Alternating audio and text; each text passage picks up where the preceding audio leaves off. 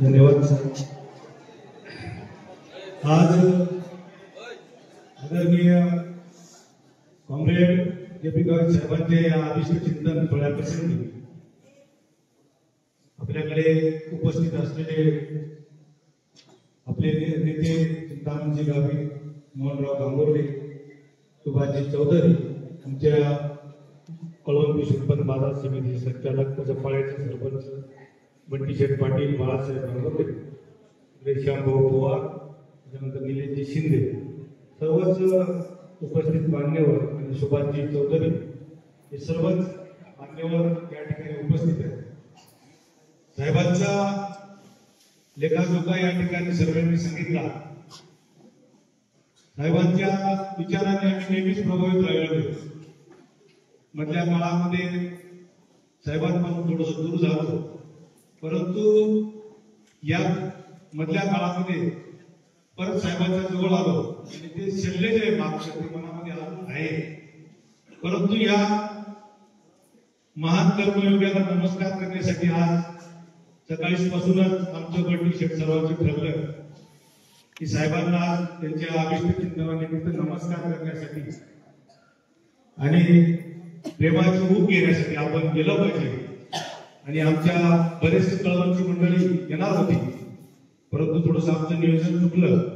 परंतु सगळ्यांनी कळवण शहरामध्ये, त्याच्यानंतर आमच्या व्हॉट्सअपच्या माध्यमातून, सोशल मीडियाच्या माध्यमातून सगळ्यांनी स्टेटस देऊन आणि साहेबांना शुभेच्छा दिल्या। साहेब तसं जन्मदिवस वगैरे या गोष्टींच्या थोड्याशा कनिष्ठ विचारसरणीचे असल्यामुळे त्यांना ते मानत नाही, परंतु आज समाज रचनेनुसार सगळ्यांचं आपण आपलं कर्तव्य बनतं की साहेब आपण आपल्याला चांगलं आयुष्य लाभो। आता नुकत्याच झालेल्या विधानसभेमध्ये आमच्या तालुक्यातील बऱ्याच लोकांची खंत राहून गेली। आम्हाला साहेबांना आमदार मिळत होते, दुःख आम्हाला अजूनही जे आहे ते आपण बचवता येत नाही, परंतु काही हरकत नाही। साहेब एक लढवय्या नेते आहेत, महाराष्ट्रावर त्यांचं नाव लौकिक आहे। तो नाव लौकिक म्हणजे साहेब शेतकऱ्यांसाठी, आदिवासींसाठी, आता आपण या ठिकाणी उल्लेख केला की 56,000 विद्यार्थी या ठिकाणी शिकून मागे साहेबांच्या माजी विद्यार्थ्यांनी एक मेळावा घेतला आणि त्या मेळाव्या प्रसंगी 1980 सालापासून साहेबांना ग्रामीण भागात शिक्षणाची गंगा उभी केली। गोरगरीब आदिवासींसाठी प्लॉट निर्माण करून त्याच्या उपजीविकेसाठी त्यांना थोडंसं धान्य कसं पिकवता येईल आणि भौगोलिक परिस्थिती सुधारण्याची पाहता त्या लोकांना कसं त्यांचं उदरनिर्वाहाचं साधन उपलब्ध करून देता येईल, शिक्षण व्यवस्था कशी उभी करता येईल। आणि मधल्या काळामध्ये गावांतर्गत रस्ते, या गावाला डोंगराळ भागातून पेठ असेल प्रबंध काही भाग होता त्या काळात 78 सालापासून साहेबांनी मोठं भगीरथ काम या ठिकाणी केलं। जे.पी. गावित हे काही नाव छोटं नाव नाही, हेच नाव एखाद्या मराठा समाजामध्ये राहिलं असतं तर आज महाराष्ट्रभर त्याचा डंका वाजला असता। परंतु एक छोट्याशा आदिवासी समाजामध्ये आज मी त्यांच्या आई वडिलांना पण आवर्जून नमस्कार करतो की जननी जन्मभूमी स्वर्गगती करीसी। आपल्या त्यांच्या आईच्या विचारातून, वडिलांच्या विचारातून त्यांनी शिक्षण घेतलं आणि बाळ ज्यावेळेस जन्माला येतं त्याचे पाय जे पाळण्यात दिसतात आणि आमदार झाल्यानंतर साहेबांनी शिक्षणाची व्यवस्था उभी केली। सर्व व्यवस्था बघत असताना मेहनत केली आणि अशा कठीण प्रसंगातून किंवा समस्येतून सुगाड्या तालुक्याला पुढे आणण्याचा केला। साहेबांना कळवण तालुक्याने पण भरभरून प्रेम दिलं नाही असं नाही, आम्ही पण साहेबांना भरभरून प्रेम दिलं। 52,000 मतांची मतं दिली।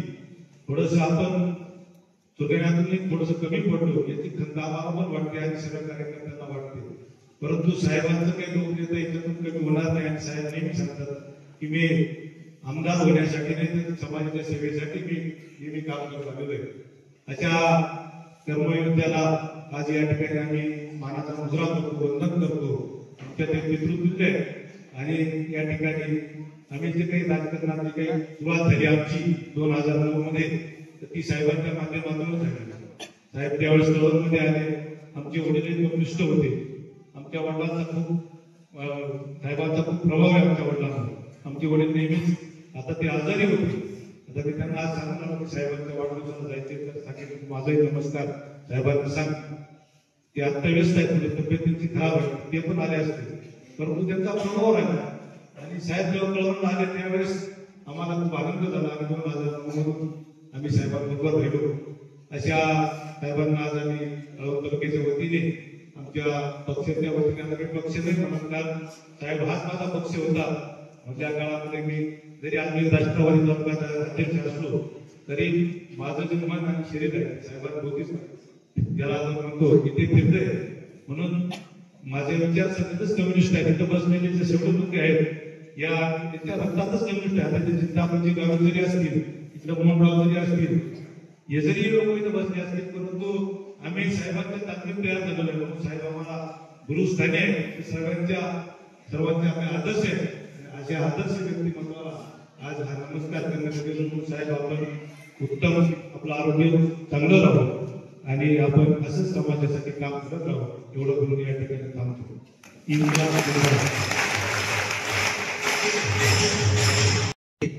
जे नेहमी साहेबांपासून होते ते आहेत पुढे राहतील असे मोहनराव गांगुर्डे साहेबांना शुभेच्छा देते.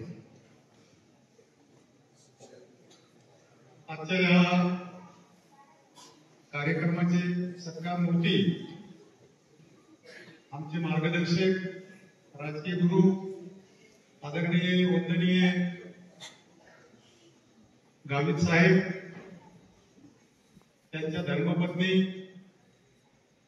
त्यांची दोन्ही मुलं इंद्रजित आणि रामन, त्यांच्या दोन्ही मुली मेघना आणि उर्मिला, त्यांचे दोन्ही जावई निर्मला, त्यांचे दोन्ही जावई राऊत आणि गांगुर्डे या सोहळ्यासाठी आदरणीय साहेबांना शुभेच्छा देण्यासाठी इथं उपस्थित असलेले कळवण तालुक्याचे संतोषजी देशमुख, आमचे नेते चिंतामणजी गावित, सुभाषजी चौधरी, इथं उपस्थित असलेले श्यामराव पवार आणि गावित साहेबांवर प्रेम करणारे उपस्थित असलेले सर्व गावित संघाचे सोबती आणि खऱ्या अर्थानं या तालुक्यातील जनतेच्या मुलांना आकार देण्यासाठी गावित साहेबांच्या नेतृत्वाखाली काम करणारे सर्व तुम्ही गुरुजन, उपस्थित बंधुमित्र, खरं म्हणजे आमचा उगम गावित साहेबांपासूनच झाला. मध्यंतरीच्या काळामध्ये काही मतभेद झाले असतील पण मतभेद कधीच झाले नव्हते. आणि म्हणून यावेळेस मी शुभेच्छा देताना एवढंच सांगेन, गावित साहेबांच्या जन्मापासून तर आजपर्यंतची वाटचाल ही सर्व सांगून झाले म्हणून मी पुन्हा रिपीट करणार नाही. पण या बुलढाणा तालुक्याची ओळख किंबहुना आदिवासी तालुक्यातील जनतेची ओळख या देशामध्ये आणि राज्यामध्ये अशी अनपढ समाज, भित्रा समाज, आदिवासी समाज अशी ओळख होती. त्या आदिवासी समाजाला जागरूक करण्यासाठी आणि न्याय देण्यासाठी काय म्हणतात ना, समाजावर ज्या ज्या वेळेस विघ्न येतं त्या त्या वेळेस कोणीतरी जन्म घेतो. राज्यामध्ये राज्यासाठी शिवाजी महाराजांनी जन्म घेतला, पण या आदिवासीच्या जीवनासाठी आमचे गावित साहेबांनी जन्म घेतला. आणि गावित साहेबांनी जो इथं समाजाला पुढे नेण्याचं काम केलं ते संबंध तालुका नाही सगळे महाराष्ट्र होतो. आणि म्हणून गावित साहेबांची ओळख ही सुकाण्यामध्ये नाही, संबंध राज्यामध्ये आहे. गावित साहेब कोण आहे, त्यांचं कर्तृत्व काय, त्यांनी काय केलं, समाजाला काय न्याय दिला हे सर्व महाराष्ट्राला माहित आहे. आणि म्हणून साठी गावित साहेबांचं नाव गाव सर्वीकडे आहे. मी त्यांना शुभेच्छा देताना एवढंच सांगेन की गेल्या कित्येक दिवसापासून आम्ही मतभेदामुळे थोडेसे बाजूला होतो. यावेळेस आम्ही एकत्र आलो. आम्ही स्वप्न पाहत होतो, दुःख त्याचं आहे, स्वप्न पाहत होतो, ते स्वप्न आमचं अधुरं राहिलेलं आहे. आणि म्हणून आजच्या वाढदिवसानिमित्त त्यांना काय शुभेच्छा द्यावं हे कळत नाही. मी तर सांगेन त्यांचा 75वा वाढदिवस आहे. माझे 5 वर्ष माझे जीवनाचे 5 वर्ष त्यांना हे 75 वर्षातच राहिले. हे स्वप्न पाहत होतो, ते स्वप्न आमच्या डोळ्याने साकार हो अशी आमची इच्छा आहे. माझ्या मागच्या वाढदिवसाला ज्यावेळेस साहेब आले, त्यांनी तिथं भाषण केलं. माझ्या घरच्यांनी पाहिलं. माझ्या मुलं त्यांना ओळखत नव्हत्या, माझे मुलं ओळखत होते. पण जेव्हा आमदार साहेब उभे राहिले, सर्व एवढे आनंदी होते. काय सांगावं आता, काय कसं झालं काय आपल्यालाही कळणार नाही. आजही वाटत नाही का आम्ही हरलोच कसे, आमचा प्रयत्न झालाच कसा. जिथं काय नव्हतं तिथं एवढं कळवणवाल्यांनी घरवरून दिला तर तुमचा कौतुक आहे. कळवणवाल्यांनी मग काय झालं काय कळत नाही. आणि म्हणून एवढा आनंद होता घरच्या दारच्यांना. साहेबांची सभा होती. माझे नातू पण लागला नाही एवढे माझ्या सुना नातूंना सर्वांना घेऊन आले होते. एवढा सर्वांच्या मनामध्ये होता. ते आनंद आमचा गेलेला आहे. आणि म्हणून साठी साहेबांच्या बाबतीत सांगायचं ठीक आहे, बाजूला एवढं काय केलं तरी सदा देशभर राज्यभर पोहोचतोय. पण इथं जो आमचा योद्धा, इथं जो आमचा नेता या समाजाला न्याय तर दिला, समाजाच्या ज्या ज्या अडचणी होत्या त्या सोडवल्या, समाजाला पुढे नेण्याचा न्याय दिला.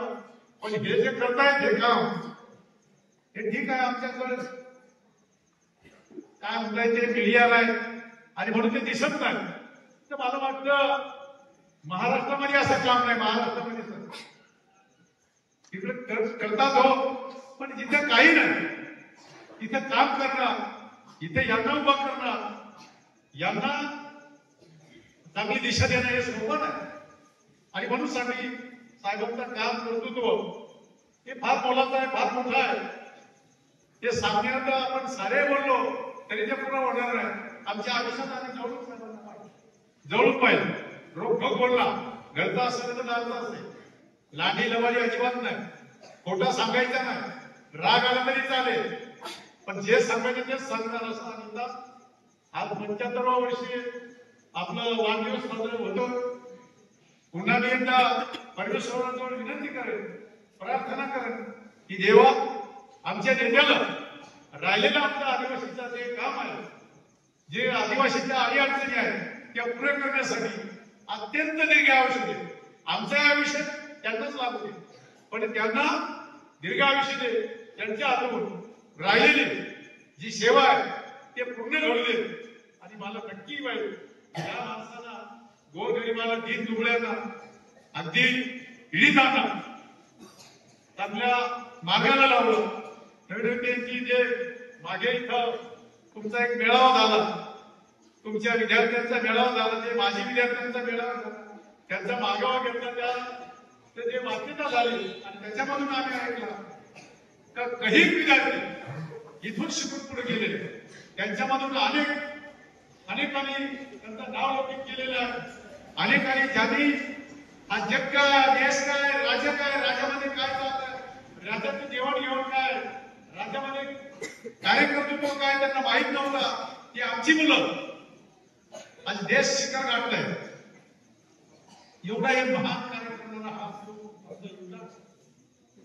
त्याचा 75वा वाढदिवस आहे. मी पुन्हा एकदा त्यांना माझ्या लांबच्या परिवाराच्या वतीने माझा जन्म त्यांच्यापासून आहे, पक्ष नंतरचा आहे, पक्ष नंतरचा आहे आणि जन्म त्यांच्यापासून आहे. कालांतराने आमच्या परमेश्वराच्या कृपेला पुन्हा एकदा साऱ्यांची मोठ बांधते. आम्ही जवळ आलो आता बदले खऱ्याच तर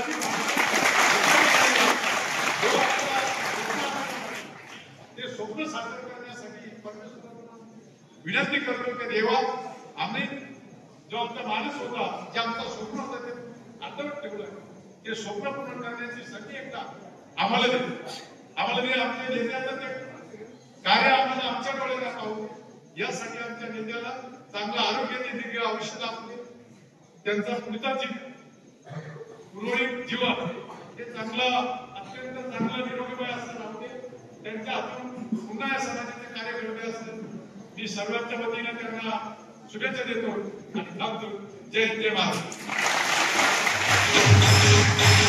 आपण ज्यांना म्हणतो अशा मित्र गावित साहेबांचे म्हणजे चिंतामण गावित आणि JP गावित एक मित्र आहे आणि आज चिंतामण काका हे आपल्या नाशिक जिल्हा शरदचंद्रजी पवार पक्षाचे जिल्हाध्यक्ष आहेत. आज चिंतामण काका साहेबांना शुभेच्छा देण्यासाठी आलेले आहेत. बघूया एक मित्राला शुभेच्छा देतात.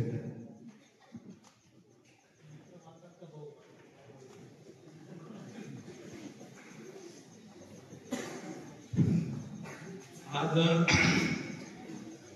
आपण गावित साहेबांच्या वाढदिवसाच्या निमित्ताने या ठिकाणी उपस्थित असलेले सर्वांचे आपले मित्र घंटीचे आपले तालुका अध्यक्ष कळवणचे शरद पवार गटाचे संतोषजी देशमुख उपस्थित मार्क्सवादी कम्युनिस्ट पक्षाचे सर्व पदाधिकारी आणि आपले ज्यांचा वाढदिवस होतोय साजरा करतोय असे आमचे नेते काँग्रेस नेते गावित आहेत.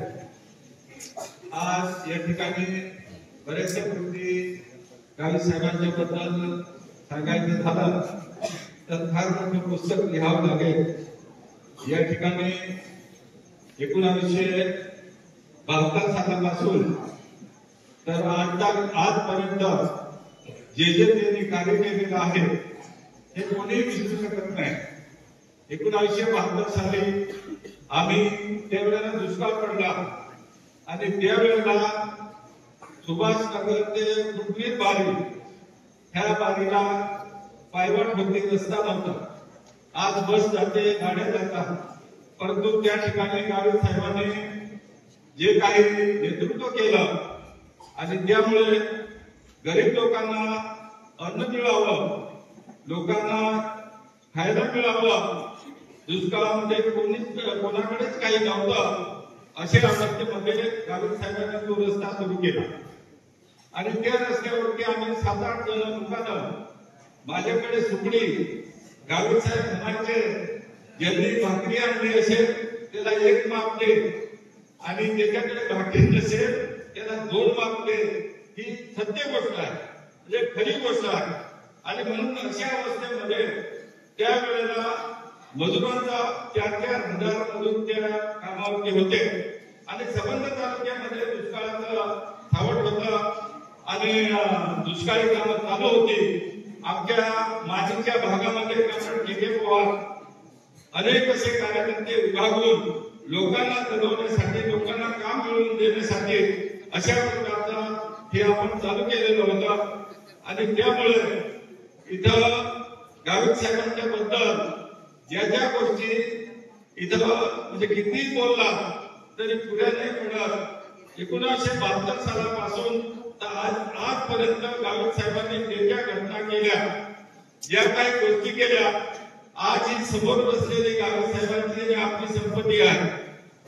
आणि अशा अवस्थेमध्ये 1900 मला साल नाही आठवत, परंतु त्यावेळेला आदिवासी विकास मंत्री सौरभसिंग नाईक होते आणि गावित साहेब आमदार होते. त्यावेळेला सौरभसिंग नाईकांनी सांगितलं, अरे गावित ही आश्रमशाळा घे. गावित साहेब घेत नव्हते, परंतु बळाबळा त्यांनी आश्रमशाळा दिली. ही अलंगूची आश्रमशाळा दिली. त्यावेळेला पहिली आश्रमशाळा ही अलंगूची होती. त्यानंतर मला वाटतं चिंतेची होती. त्यानंतर भेगुसावपाडा, श्रीभवन, त्यानंतर खिरडी भाटी असे अनेक आश्रमशाळा काढल्या आणि त्या ठिकाणी आदिवासींचे हजारो पोरांनी शिक्षण घ्यायला सुरुवात केली. हे गावित साहेबांचं काम आहे. आणि म्हणून आम्ही सांगतो की आम्ही जे काय मोहनरावने सांगितलं, आम्ही जे कार्यकर्ते आहोत, आम्ही फार शिकलेले नाही, परंतु गावित साहेबांच्या तालमीमध्ये राहून इथं जी मार्क्सवादी कम्युनिस्ट पक्षाचं जे काय काम सुरू केलं ते खऱ्या अर्थाने या तालुक्यामध्ये गावित साहेबांनी सुरू केलं. मार्गदर्शन त्यांना गोदूताईंचं मिळालं, नाना मालुसरेंचं मिळालं. अनेक ते औरंगाबादला काढायचं असताना त्या ठिकाणी अनेक मान्यवर यायचे, त्या ठिकाणी सभा व्हायच्या आणि त्या सभेमध्ये त्यांनी ऐकलं आणि मार्क्सवादी चळवळीमध्ये भाग घ्यावा अशा प्रकारचं त्यांना वाटलं आणि म्हणून त्यांना काही इतर पक्षामध्ये सुद्धा ते गेले असते, परंतु मार्क्सवादाचा त्यांच्यावरती परिणाम झाला. मार्क्सवादी विचाराने आपण केलं पाहिजे, इथं आपला गरीब समाज, भिद्रा समाज हा उभा केला पाहिजे, अशा प्रकारची भावना त्यांच्यामध्ये होती आणि ती त्यांनी खरोखर खऱ्या अर्थाने अगदी म्हणजे ती पूर्णत्वाला नेली. आज आपण ह्या तालुक्यामध्ये आम्ही सांगतो की इथं अतिशय भित्रा माणूस होता, आदिवासी माणूस, फटका माणूस होता. फॉरेस्टचे लोक आले, पोलीसचे लोक आले तरी घाबरून पळायचा. परंतु खऱ्या अर्थाने इथं जर ताकद दिली असेल, विचार केले असतील तर गावी साहेबांच्या कार्यामुळे इथं लोकांना उभं केलं, लोकांना ताटमानेने जगण्याचं शिक्षण दिलं आणि म्हणून आज आपल्या तालुक्यामध्ये जो माणूस फटका असेल, गरीब असेल, परंतु तो तहसीलदारकडे जातो आणि तहसीलदारला विचारतो की माझ्या कामाचं काय. इथं तालुक्यामध्ये तुम्हाला अजूनही सांगतो, फटाण्यामध्ये आपले आदिवासी आहेत आणि या कळवणमध्ये सुद्धा काही भागामध्ये आदिवासी आहेत, ते अतिशय घाबरट आहेत. परंतु आमच्या तालुक्यामध्ये कुठल्याही प्रकारे आदिवासी माणूस हा घाबरट नाही. ही देणगी गावित साहेबांची आहे आणि म्हणून आम्ही सांगतो की गावित साहेबांच्या बाबतीत बोलायचं झालं तर फार मोठे म्हणजे पुस्तकं बनतील, फार मोठा ग्रंथ तयार होईल. हे काम गावित साहेबांनी केलेलं आहे आणि आज आपण या इलेक्शन मध्ये मोहनरावनी सांगितलं इलेक्शनची गोष्ट, इथं आपण मनापासून काम केलं, सगळ्या गोष्टी केल्या. गावित साहेबांनी इथं पैसा भरतीच्या बाबतीत जे काही त्यांनी पणाला लावलं, त्यांचं आयुष्य पणाला लावलं, आम्ही त्याच्यामध्ये तिघे होतो आणि इथल्या गोरगरीब लोकांच्या पोरांना, आपल्या पोरांना पैसा भरती व्हावी, त्यांना नोकरी मिळाली पाहिजे आणि म्हणून आम्ही त्या ठिकाणी उपोषणाला बसलो.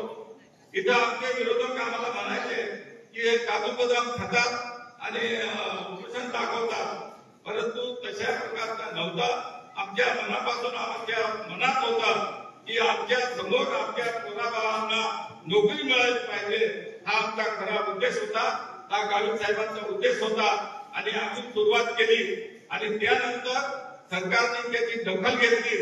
सरकारने दखल घेतल्यानंतर इथं जी काय आज भरती झाली, किती झाली मला माहित नाही, परंतु आमच्या उपोषणामुळे आणि फिरवाल साहेबांच्या त्या कार्य म्हणजे याच्यामुळे इथं नक्कीच या ठिकाणी भरती सुरू झालेली आहे आणि म्हणून आम्ही सांगतो की या ठिकाणचे जे काही जे जटिल प्रश्न आहेत, इथं फॉरेस्ट प्लॉटचा फार मोठा प्रश्न आहे. त्या प्रश्नामध्ये सरकारने जरी कायदा केला, सरकारला कायदा करायला भाग पाडलं मार्क्सवादी कम्युनिस्ट पक्षाने आणि कायदा जरी झाला तरी या ठिकाणी त्या कायद्याची अंमलबजावणी झाली पाहिजे, अशा प्रकारचं झालेलं नाही. आणि म्हणून सांगतो की या ठिकाणी जे आज आमदार आहेत, नितीन पवार आहेत, त्यांनी एक पत्र दिलं सरकारला आणि त्यांनी सांगितलं की या ठिकाणी जी काही जी लोकांना जमीन मिळालेली आहे, 20 गुंठे मिळाले असेल, 2 एकर मिळाले असेल, 1.5 एकर मिळाले असेल, एवढी त्यांना मोजून द्या आणि उर्वरित जमीन ही सरकार जमा करा, त्या ठिकाणी खड्डे खोला, झाडं लावा, अशा प्रकारची मागणी नितीन पवारांची आहे. आणि म्हणून आम्ही जनतेला हे सांगत होतो, जनतेने आमचं काय ऐकलं. आज ती अंमलबजावणी देखील होणार आहे, त्यावेळेला मात्र या ठिकाणी कोण तुम्हाला वाचवणार आहे, जेपी गावितांशिवाय पर्याय नाही, ही गोष्ट सत्य आहे.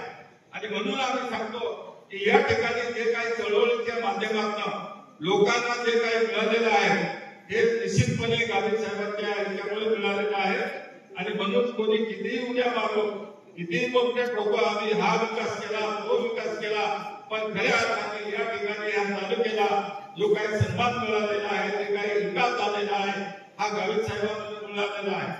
इथं तुम्हाला पहिली म्हणजे 78ची गोष्ट सांगतो.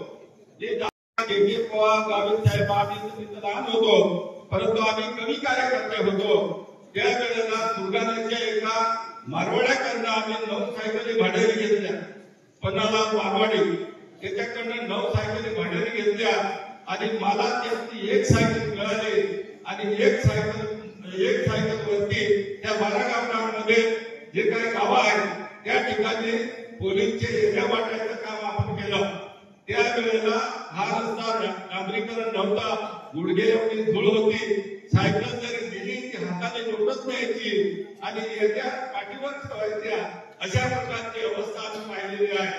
आणि म्हणून या ठिकाणी जो काही विकास झालेला आहे, आज कोणी किती बोबा मारो, जो काही विकास झालेला आहे, जो गरीब माणूस होता त्याला जमीनदार बनवलं, जो गरीब माणूस होता त्याला अनेक योजना मिळवून दिल्या. आज तुम्हाला सांगतो, पोलीस पाटलांचं मानधन वाढलं, हे गावित साहेबांची देणगी आहे. आशा वर्कर असतील, अंगणवाडी असतील, यांचं ते काही मानधन वाढलं, त्यांना पगार वाढ झाली, हे गावित साहेबांच्या आंदोलनामुळे झालेलं आहे. इथं सरकारने सहजासहजी दिलेलं नाही. आणि म्हणून आम्ही सांगतो की इथला माणूस खऱ्या अर्थाने पहिला जो जागृत केला तो गावित साहेबांच्या कार्यामुळे जागृत झालेला आहे. आणि आम्ही कार्यकर्ते सुद्धा त्यांच्या माध्यमातून तयार झालेले आहोत. इथं मधल्या काळामध्ये आमचे थोडे मतभेद झाले, परंतु आमचा कधीही असा राग माझ्या मनामध्ये नव्हता आणि नाही. मी त्यांच्या विरोधात अपप्रचार किंवा अमुक गोष्ट किंवा टीका कधीही केलेली नाही. आणि म्हणून मी सांगतो की मी गावित साहेबांमुळे आज इथं तुमच्या पुढे बोलतो. ही गोष्ट खरी आहे. आमचे आई वडील गरीब होते, आम्हाला शिक्षण पण घेता आलं नाही. अशा अवस्थेमध्ये जे काही राजकीय क्षेत्रामध्ये गावित साहेबांनी आधार दिला, त्यामुळे आम्ही आज लोकांपुढे बोलतो, लोकांना दोन गोष्टी सांगतो. ही गोष्ट सत्य आहे. आणि म्हणून या ठिकाणी मोहनरावनी जसं सांगितलं की माझे 5 वर्षे गावित साहेबांना द्या, पण मी तुम्हाला छातीला हात लावून सांगतो की 2029 साली निश्चितपणे आपले जे पी गावित साहेबांना आपल्याला आमदार करायचं आहे, ही सत्य गोष्ट आहे.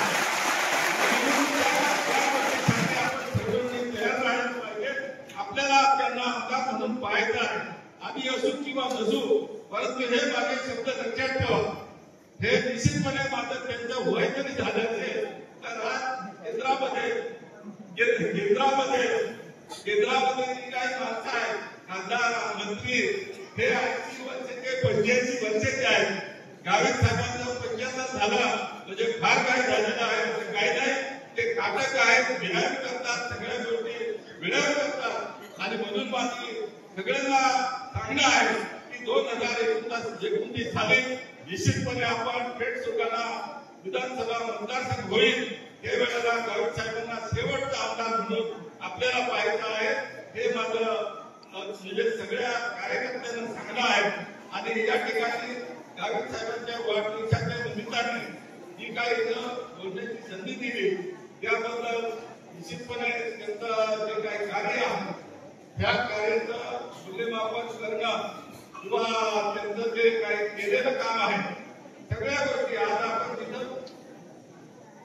जिथं बसलोय, इथं पहिली शाळा सुरू झाली त्या दिवसापासून आतापर्यंत अनेक शाळा सुरू केल्या. आदिवासींची पोरं शिकत आहेत, अनेक लोक नोकरीत लागले, अनेक लोकांना काम दिलं. आणि या ठिकाणी जी काही मार्क्सवादी कम्युनिस्ट पक्षाची चळवळ आहे ती खऱ्या अर्थाने या ठिकाणी चालू ठेवली. त्याबद्दल आणि वाढदिवसाच्या निमित्ताने आमच्या कुटुंबियांच्या वतीने मी त्यांच्या कुटुंबाचे मनापासून धन्यवाद देतो आणि थांबतो.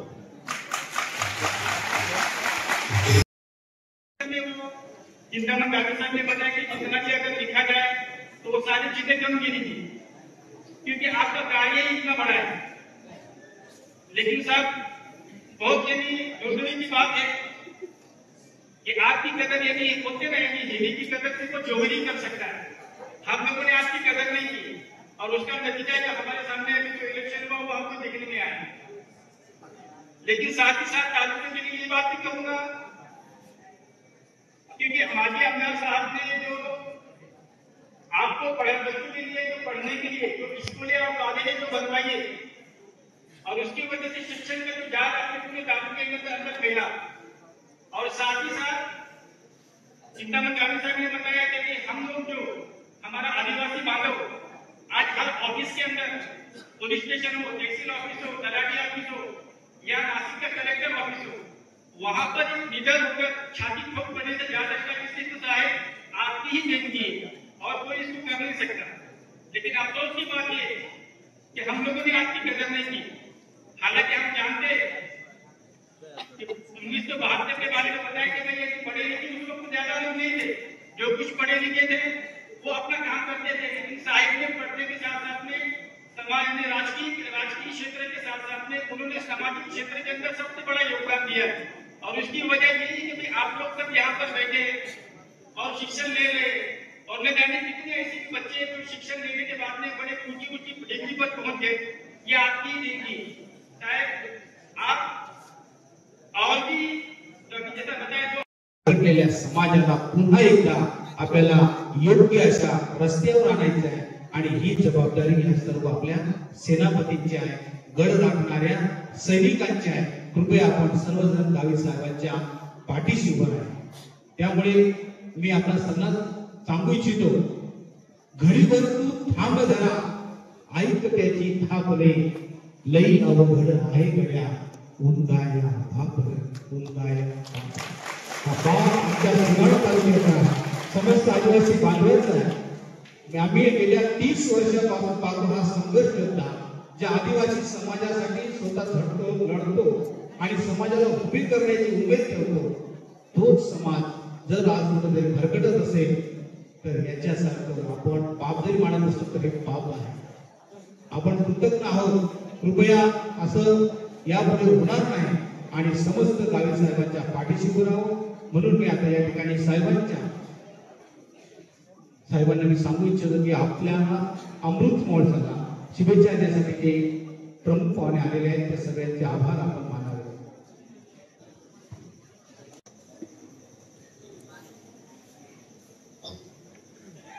आज आपल्या महाराष्ट्र राज्याचे आदिवासी समाजाचे संघर्ष योद्धे, आदिवासी समाजाचे नेते आदरणीय कॉम्रेड JP गावित साहेबांचा जन्मदिन। आज साहेबांबद्दल सांगायचं झालं, महाराष्ट्रामध्ये एकमेव असा निर्भया नेता आहे जेव्हाही आदिवासी समाजावर कोणताही अन्याय झाला, साहेब सत्तेवर असतील सत्तेवर नसतील तरी पण पुढाकाराने त्या समाजासाठी धावून जाणारं एकमेव नेतृत्व म्हणजे कॉम्रेड JP गावित साहेब। आज आपण बघत होतो जेव्हा राज्यातील सुशिक्षित तरुण वर्ग नोकरीसाठी वंचित होता, कुठेतरी तळमळ होती की नोकरीला लागलं पाहिजे, अशा वेळेस राज्यातील 25 आमदार असतील, 4 खासदार कुठेतरी पक्षाच्या आपल्या नेत्यांच्या सोयीनुसार काम करत होते।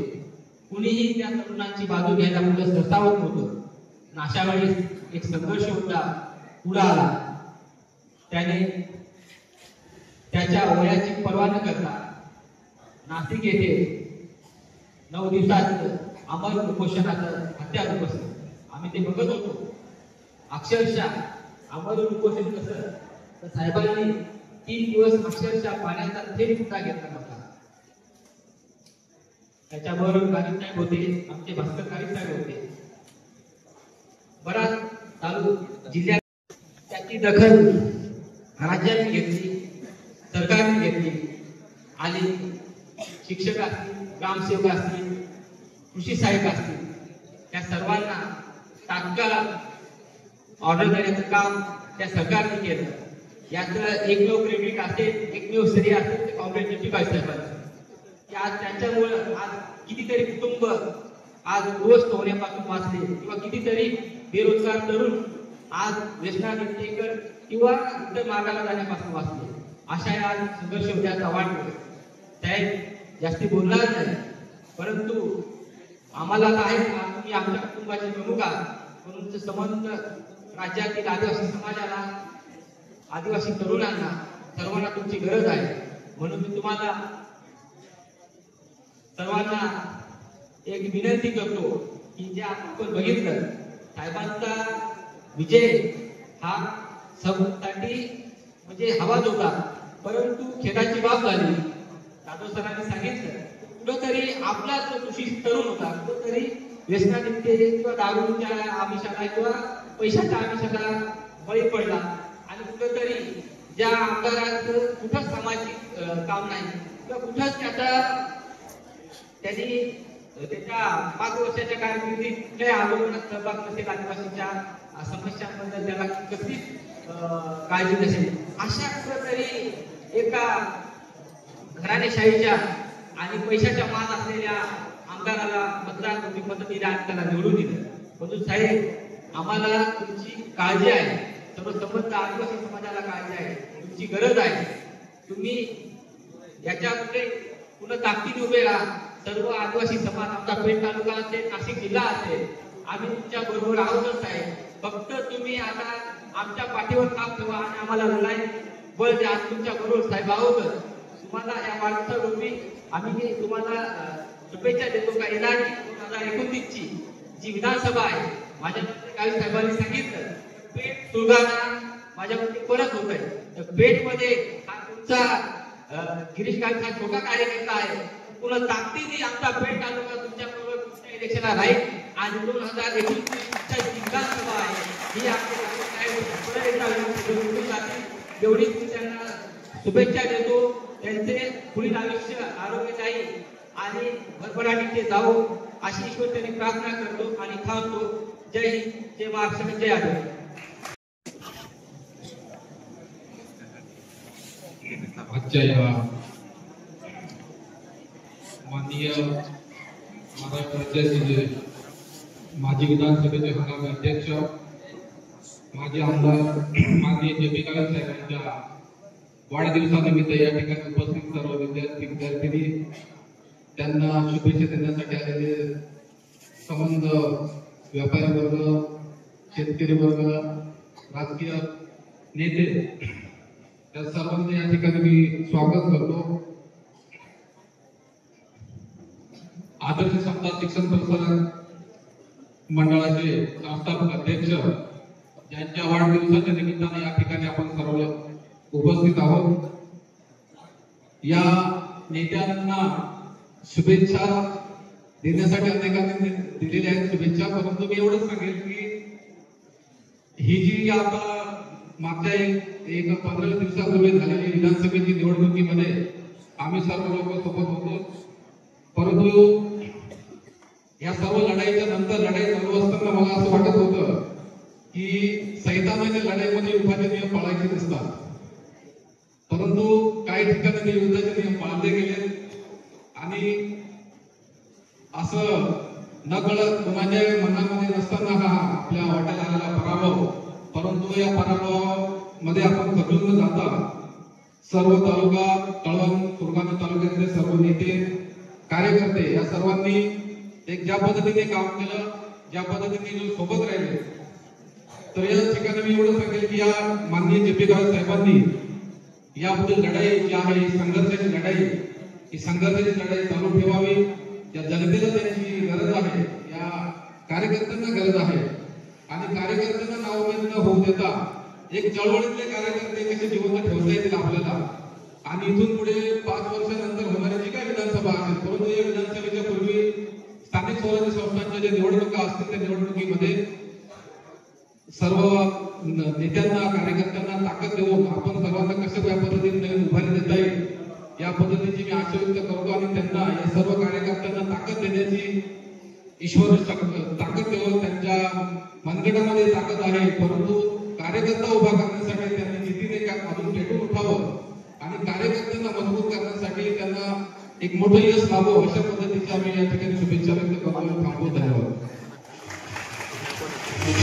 आज माझ्या वयाच्या 75व्या वर्षाचा 75वं वर्ष पूर्ण होऊन उद्यापासून मी 76व्या वर्षामध्ये पदार्पण करतोय आणि त्यानिमित्त तिथं उपस्थित असलेले कळवण तालुक्यातील मान्यवर माननीय संतोषजी देशमुख साहेब, आमचे बाळासाहेब गांगुर्डे उर्फ डॅडी, वसंतराव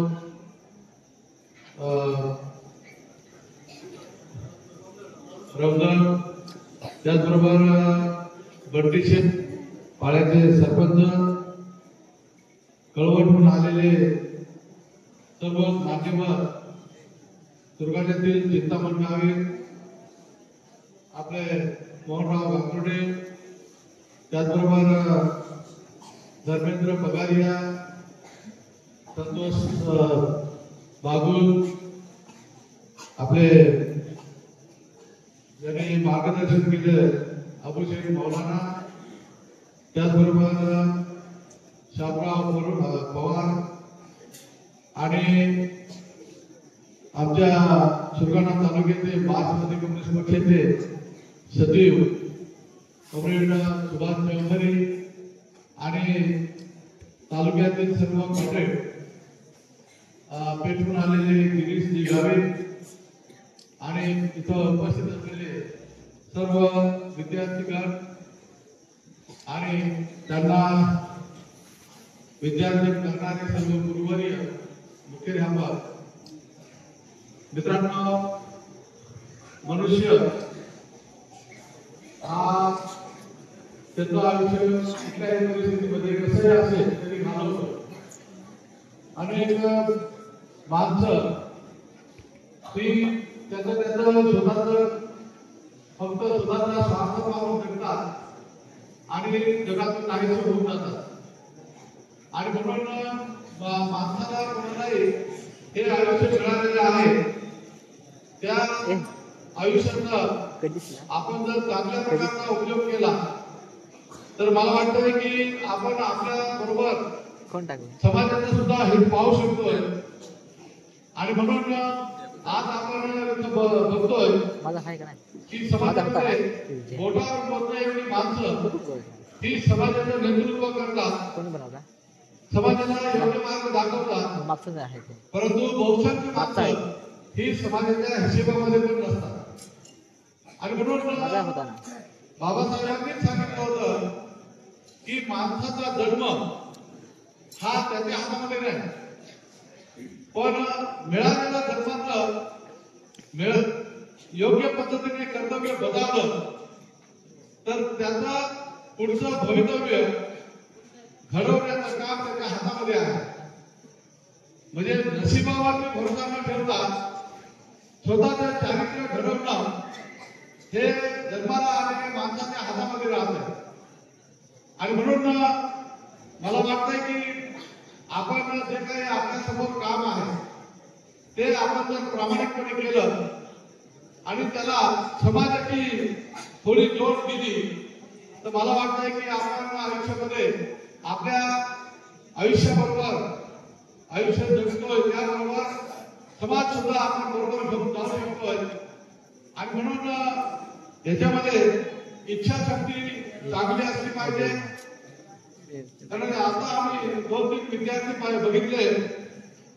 एक म्हणजे ती हेमलता गायकवाड, सामान्य मुलगी, दिसायला म्हणजे असं वाटतच नाही की ती एवढी कोर्टमध्ये पुढे जाईल असं. परंतु हिमालयातील सर्वोच्च असं शिखर एव्हरेस्ट ते सर करण्याची ताकद त्या मुलीमध्ये दिसली आणि ती म्हणजे तिची जिद्द म्हणूनच तिथपर्यंत पोहोचली. दुसरी एक आता मुलगी आहे, अपंग आहे, माया गावित म्हणून, आपल्या काश्मीरची आहे, इज्जत 12वी पास होऊन ती नाशिकला आपल्या काकासाहेब वाघ, के वाघ कॉलेजमध्ये तिने कृषीकडे बायोटेक्निकच्या कोर्समध्ये प्रवेश घेतलेला आहे. आता आमचे वाघ सर म्हणायचे ती अपंग आहे, म्हणजे खरं तर ती 4वीला 5वीला एकदा आली, चालताच येत नव्हतं. तिला वडील कडेवर बसून इथपर्यंत आणायचे, म्हणजे कधी कधी घरी गेली तर कडेवर बसूनच आणायचे. परंतु तिला आम्ही सांगितलं की तू प्रयत्न कर, कारण शरीर वाढतच शरीर आहे आणि याच्यात प्रयत्न केला तर तुला थोडंफार त्याच्यामध्ये यश मिळेल. आणि त्याप्रमाणे तिने प्रयत्न केले आणि मागच्या 11वी 12वीला ती सहलीला गेली. ती आपल्या आपला कोणता किल्ला रायगड, तर रायगडवरती ती डोंगरावर चढून गेली. म्हणजे बाकीचे लोक जे बाहेरचे होते ते तिच्याकडे पाहतच राहिले. ही एवढी अपंग मुलगी चालता येत नाही, परंतु कोणाचाही सहकार्य न घेता, आधार न घेता ही मुलगी वरती किल्ल्यावर चढून गेली. याच्या पाठीमागे तिच्या मनातील इच्छाशक्ती आहे. आणि म्हणून आपण जे मनात ठरलो ते जर गाठायचं असेल तर माणसाने नीटपणे आपलं लक्ष केंद्रित केलं पाहिजे. आपल्याला कलेक्टर व्हायचं आहे तर कलेक्टर होईपर्यंत विश्रांती घ्यायची नाही. हे जर मनात ठरवलं तर होऊ शकतं. आपण जर दिवस काढायचं काम केलं तर कुठल्याही प्रकारे आपण ध्येय गाठू शकत नाही. आणि म्हणून मला म्हणजे आपण असं काय मी म्हणत नाही, परंतु मला मिलिटरीत जायचं होतं. आई वडिलांनी सांगितलं की मिलिटरीत नको जाऊ, कारण तू आम्हाला एकटाच मुलगा आहे, तुला बहीण पण नाही. आणि म्हणून आमचं काय पुढे काय जर मिलिटरीत झालं तर आमचं पुढे काय. अर्थात आई वडील सुद्धा कोणावरती भरोसा ठेवून नसतात, परंतु जाण्याचा ऐवजी इकडे राजकारणाकडे वळलो.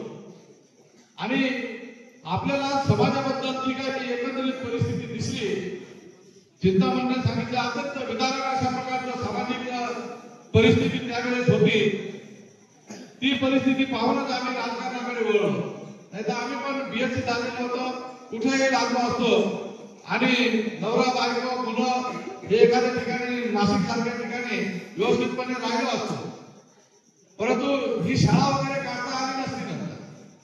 आणि म्हणून आमच्या जे एकंदरीत परिस्थिती होती ती परिस्थिती पाहून आपण समाजाच्या बाजूला वळलो. आणि आज आम्हाला अभिमान आहे, आम्ही जरी फार पैसे कमवले नसतील पण लोकांमध्ये जे अज्ञान होतं ते दूर करण्याचं काम आम्ही नक्कीच केलेलं आहे आणि ते करत राहणार आहोत. शेवटपर्यंत मोहनरावने सांगितलं त्याप्रमाणे शेवटपर्यंत समाजासाठीच आपल्याला काम करायचं आहे. आता तर मी 75च्या पुढे गेलो, हे बोनसचं आयुष्य आहे, हे काय रेग्युलरचं आयुष्य नाही. 75 वर्ष सुद्धा काही लोक जगत नाही, मध्ये सोडून निघून जातात.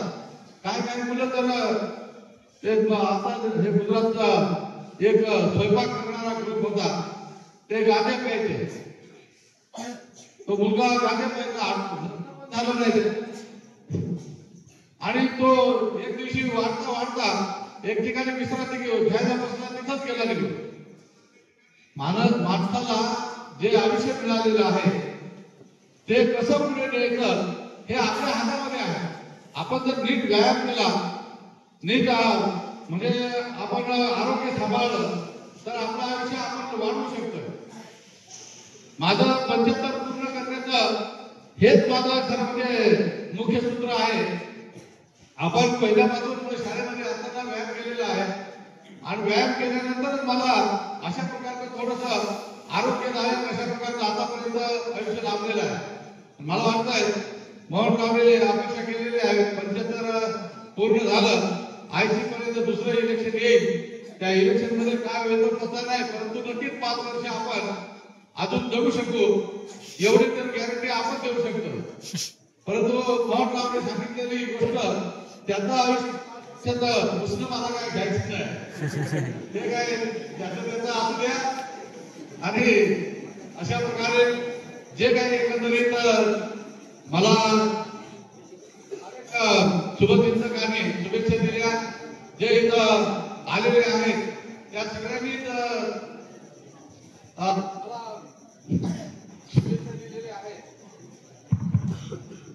शुभेच्छा दिलेल्या आहेत.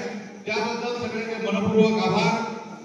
मला वाटतंय की इथं विद्यार्थ्यांच्या समोर हा 75वी पंचक्रामचा कार्यक्रम इथं पार पडतोय. विद्यार्थ्यांना एवढीच माझी अपेक्षा आहे की तुम्ही बसलेले आहात, सगळे कलेक्टर नाही होणार, परंतु जेवढे कॅपेबल आहेत, जेवढ्यांमध्ये क्षमता आहे तेवढे पुढे जाण्याचा प्रयत्न करा. आणि मला खात्री आहे की तुम्ही जर निश्चय केला, ध्येय निश्चित केलं तर तुम्ही ते ध्येय गाठीपर्यंत जाऊ शकता. आणि चांगल्या प्रकारचं आयुष्य जगू शकता अशा प्रकारचे माझी अपेक्षा आहे. आणि या ज्या शुभचिंतकांनी मला शुभेच्छा दिलेल्या आहेत त्यांचे मनपूर्वक मी आभार मानतोय आणि मी इथं थांबतोय.